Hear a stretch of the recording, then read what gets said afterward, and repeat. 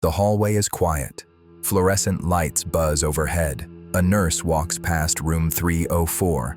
The monitor inside has flatlined. No alarms, no urgency, just silence. Inside, the patient lies motionless. The fourth bag drips slowly. A gloved hand adjusts the line. The nurse's face is obscured, but the name tag is clear. Charles Cullen. He doesn't rush. He doesn't panic. He doesn't call for help. He didn't wear a mask. He didn't carry a weapon, but he may be the most prolific serial killer in American history. This isn't a crime scene. Not yet. It's a hospital, a place of healing.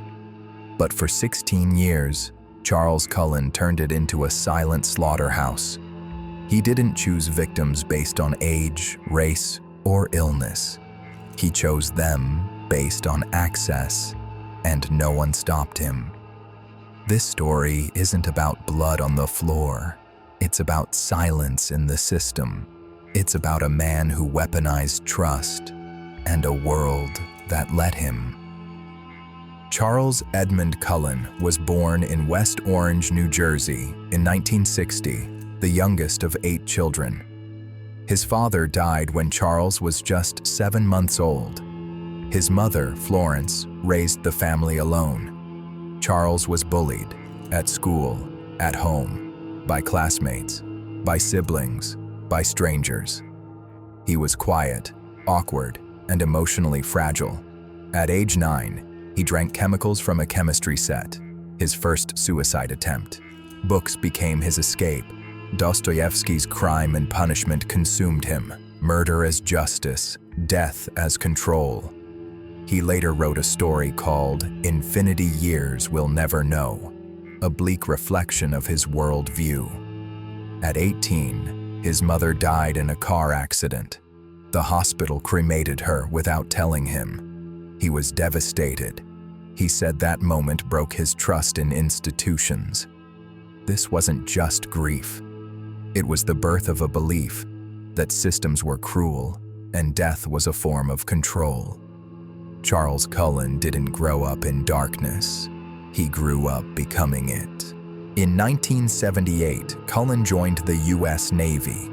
He passed psychological exams and was assigned to the nuclear submarine USS Woodrow Wilson. He operated Poseidon missiles, weapons of mass destruction. But his behavior was strange. He wore surgical masks and gloves at missile controls. He was mocked, isolated, reassigned to a supply ship. He attempted suicide multiple times. Eventually, he was discharged. No diagnosis, no follow-up, no warning. The Navy labeled him unstable. But no one asked why. No one asked what came next. Cullen returned to civilian life with no treatment, no oversight, and no accountability. He had learned how to operate in silence, how to mask his intentions, how to survive in systems that didn't care. The Navy didn't stop him, it trained him. In 1984, Cullen enrolled in nursing school. He graduated in 1986. He married Adrienne Taub, a computer programmer. They had 2 daughters. On paper, he was a success. He began working at Saint Barnabas Medical Center. He was praised for his dedication. He worked long shifts. He volunteered for difficult cases. He was the nurse who never complained. But in 1988, he committed his first known murder. He injected 72-year-old John Yengo with lidocaine, a heart medication that stopped his pulse. The death was ruled natural. No one suspected him. He was the nurse who smiled, who stayed late, who killed. This was the beginning, and no one saw it. Over 16 years, Cullen worked at 9 hospitals. Each one suspected him. Each one let him go. At Warren Hospital, patients saw Cullen before cardiac arrests. At Hunterdon, he entered rooms unassigned to him. At Somerset, the death rate spiked. Pharmacy logs didn't match prescriptions. He used digoxin, insulin, epinephrine, drugs that killed silently. He tampered with 4 bags. He turned off ventilators. He chose victims at random. He worked night shifts. He targeted patients who were alone. He was praised for his dedication, but behind the praise was a trail of death. He said he was ending suffering, but many of his victims weren't dying. They were healing. Hospitals saw the pattern, but they didn't report. They didn't investigate. They didn't stop him. They passed him along like a virus. Charles Cullen didn't kill out of rage. He killed out of routine. His methods were quiet, clinical, terrifyingly efficient. He often chose patients who were alone, vulnerable, or recovering. He adjusted medication logs to hide his tracks. Some patients died within minutes. Others lingered for hours. Families were told it was natural. No one questioned the nurse. Cullen didn't discriminate. His victims ranged from elderly cancer patients to young accident survivors. Some were terminal, others were improving. All were chosen because they were accessible, not because they were suffering. He worked night shifts when supervision was minimal. He volunteered for difficult cases. But behind the praise was a trail of unexplained deaths. He didn't leave fingerprints. He left silence. The pattern was there, but no one connected the dots. Hospitals saw spikes in mortality. They saw anomalies in medication logs, but they didn't investigate. They didn't report. They didn't stop him. Behind closed doors, Charles Cullen was unraveling. His marriage to Adrienne Taub was collapsing. She filed multiple domestic violence complaints. She claimed he tortured their pets, turned off the heat in winter, and threatened her life. She said he was unpredictable, controlling, and emotionally vacant. Neighbors described Cullen as strange. He rarely spoke. He avoided eye contact. He walked his dog at odd hours, sometimes in scrubs, sometimes in silence. He attempted suicide again, this time by lighting charcoal in a bathtub, hoping to die from carbon monoxide poisoning. He left a note, but it was vague. He was found unconscious and revived. Psychiatric evaluations labeled him dangerous. He was diagnosed with depression, borderline personality disorder, and obsessive-compulsive traits. But he kept working. Hospitals kept hiring. His daughters were shielded from the worst of it. But they saw the instability. They saw the mood swings. They saw the man who smiled at strangers and screamed at walls. He didn't live in chaos. He created it. Cullen's home life mirrored his professional life. Quiet on the surface, violent underneath, and no one intervened. Charles Cullen worked at 9 hospitals between 1986 and 2003. Each one suspected him. Each one let him go. He was finally stopped. At St. Luke's Hospital, Cullen was caught entering a patient's room with a syringe. The patient survived. Cullen was reprimanded, but not reported. At Lehigh Valley Hospital, nurses raised concerns about Cullen's behavior. He was reassigned, then he resigned. Each hospital feared lawsuits. They feared scandal. They feared liability. So they passed him along, like a virus. There was no national database for nurse misconduct, no centralized reporting system, no accountability. He didn't slip through the cracks. He was carried. Cullen's resume was impressive. His references were vague. His interviews were calm. He knew how to play the system, and the system let him. In 2003, Charles Cullen began working at Somerset Medical Center in Somerville, New Jersey.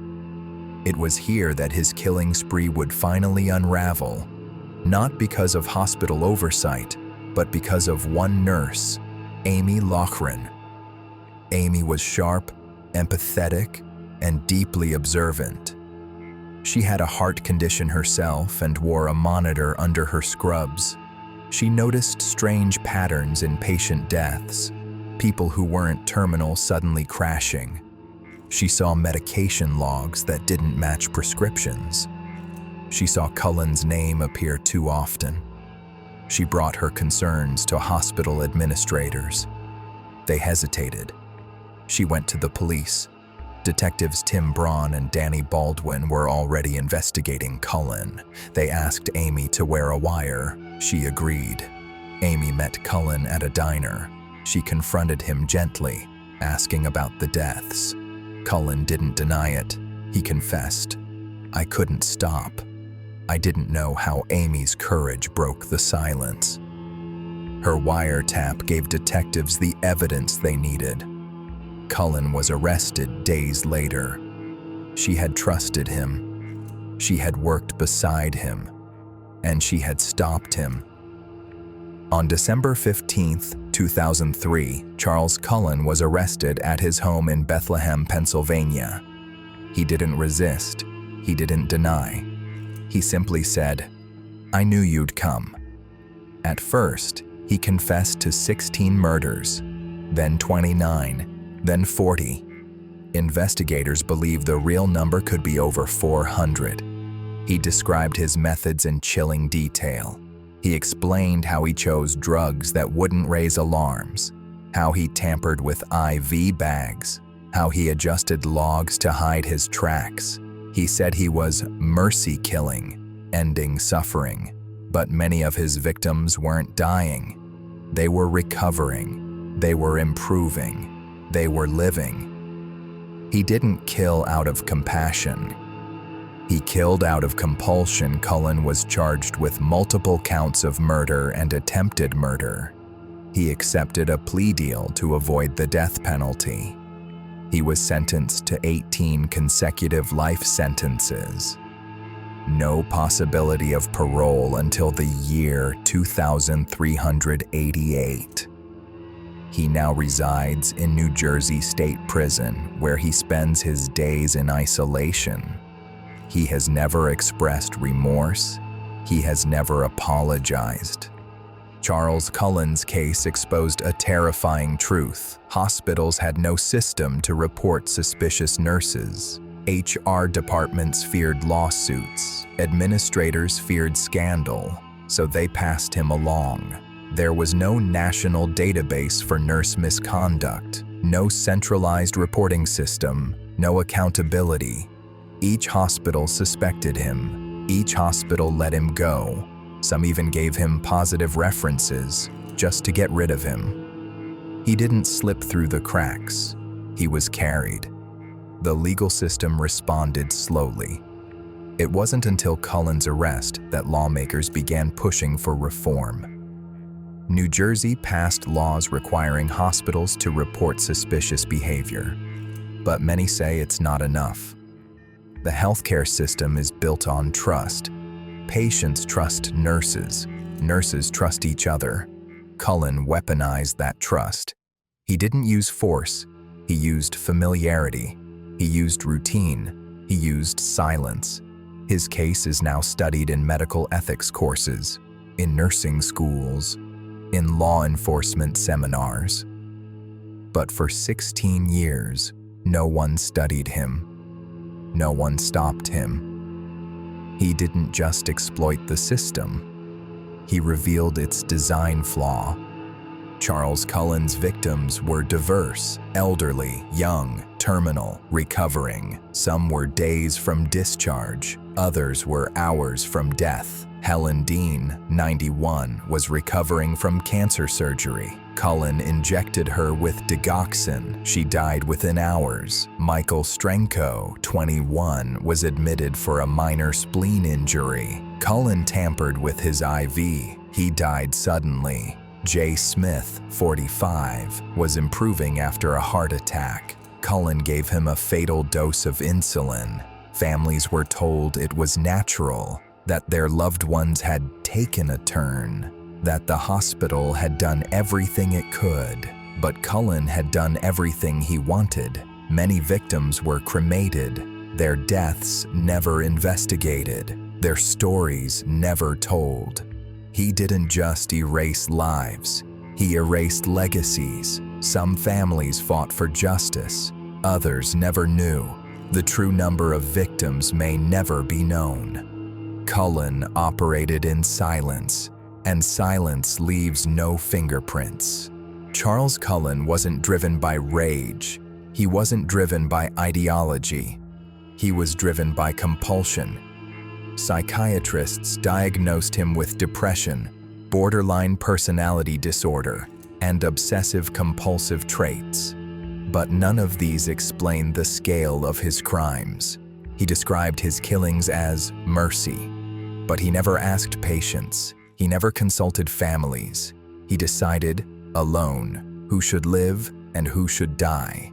He was obsessed with control, with routine, with silence. He didn't kill to be seen. He killed to disappear. He didn't want fame. He wanted erasure.